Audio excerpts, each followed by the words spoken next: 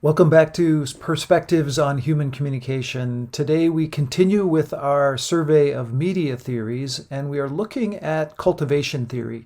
Cultivation theory was originated by Professor George Gerbner, and he's got a really interesting background just as a scholar and as a human being. He was born in Hungary and was in the military during World War II, saw enough violence to last a lifetime. And so when he and his wife immigrated to the US and he took his PhD, he decided to explore the origins or cultivation of violent tendencies. And that led him to media studies. And so I'm going to open with a clip to let you hear from him about some of the motivation and some of his thoughts on our violent society. So cultivation theory is a media theory that primarily is concerned with the cultivation of violence or violent tendencies in media and the portrayal of violence. It did start out as a socio-psychological theory using empirical methods, content analysis to generate data, but it has been used in a critical method as well, because what it evolved into was also critiquing the nature of the messages, the representation of characters in media, and how those variables come together to create certain kinds of violent stories.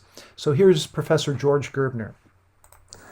For the first time in human history, a child is born into a home in which television is on an average of about 7 hours a day.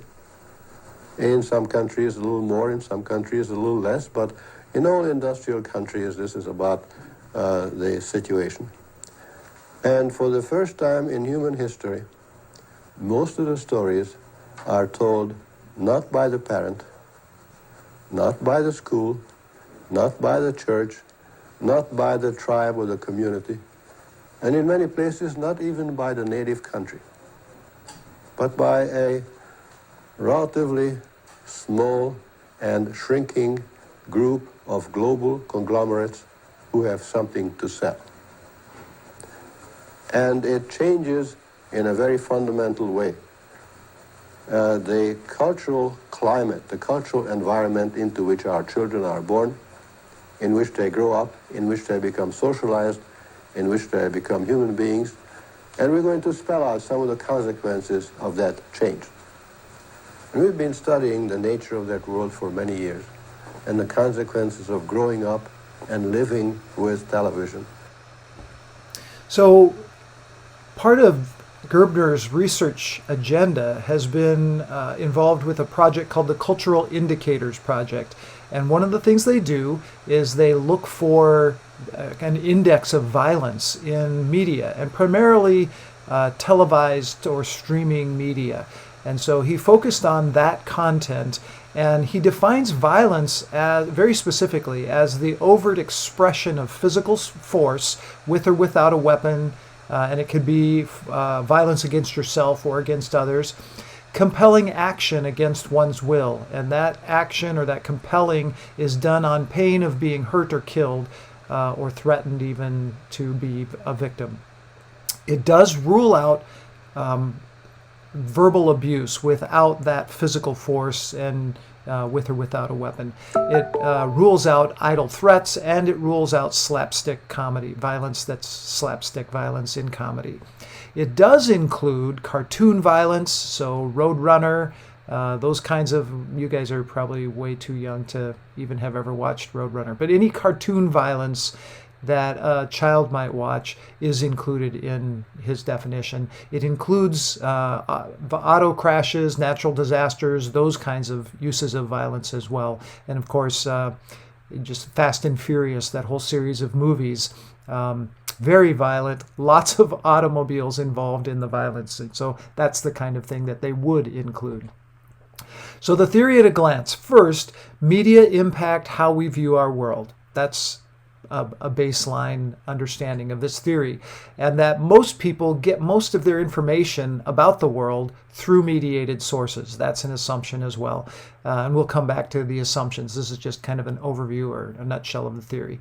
And then that the mediated sources shape our sense of reality, how we think a reality actually operates, that's impacted and shaped by media. And that the more media we consume, then we will have a more suspicious or fearful approach to the world or understanding of the world, that the world is a very violent place and we need to be careful in the world. So what are the assumptions? First assumption, there's three assumptions. The first assumption is that television is essentially and fundamental, and television, the televised or televisual media, is essentially and fundamentally different from other forms of mass media. One is that it's so pervasive. 98% of U.S. homes have television or access to televisual content. So this would be all your streaming services today as well. This kind of media requires no literacy. I can consume it and not not have a level of education, a required level of education, right? I can consume it without having to have any literacy in the sense of understanding print forms of communication, but also even media literacy. I can consume it and get the story without being very savvy and understanding anything about media. It also, in many cases, in terms of broadcast signals, is free and it's ageless. I can tune in no matter what age I am. And then finally, the U.S. culture's primary storyteller, and that's what he just said, is that this is the primary medium through which people access story in our culture these days. The stories are not coming from our church, our family, our tribe or culture. They're coming through the media, and sometimes that media isn't even produced in our country, as he mentioned. Second assumption is the scale at which it's affecting or shaping our society's way of thinking and relating. Because the media portrays a certain way of life, it sort of sets in our minds what our social patterns are, and it cultivates a status quo. So, and once we think, well, this is the way life is, that reinforces that pattern through constant viewing of that pattern in shows and content, and it cultivates a resistance to change to that pattern. So that's a really powerful mechanism that is in the media. It depicts the world, it does a really good job of depicting the world in a certain way, and that it seems natural, like this is the natural way of the world, and that it is so ubiquitous. And so I included a chart here so you could see what the current, as of 2021, what the current media habits are in the U.S. And you can see that overall, if you count up all those units, it's over 13 hours of media exposure per day on people 18 and older. If you just look at televisual and look at traditional media, so TV, but other connected, and these devices, it could be multitasking, yes. Oftentimes, my kids, while we're sitting down to watch a movie together, they'll have their phone or their tablet or something and computer in front of them, and they'll be on other media channels while we're watching a movie. But traditional media, if you think of just television, maybe other connected devices, and even the laptop, things that you're going to get a televisual kind of signal or content through, it's about 5 hours a day is where, across really globally, where it is right now for that kind of content consumption. So think about that, 5 hours a day on average of that kind of content that you're consuming. That's a lot of time to cultivate a pattern. And then the last assumption is that this model was, or this theory was kind of a reaction against the powerful effects of media. And let me clarify what we mean by that. So we've gone through several phases of how we think media impacts us and how we've studied it. And the first model that we thought that television or any kind of media, whether it was film back in the early days or radio, we thought of it as a hypodermic needle, right? So it's a syringe, and you just poke people with that syringe and you can infuse them with your content, with the ideology of your content, and that they couldn't resist. Like they had no, avenues of resistance. They just got your message and it impacted them, and it had a really powerful effect. Over time, people understood, no, that's not exactly how it works. I mean, yes, in certain occasions, you can find instances of that.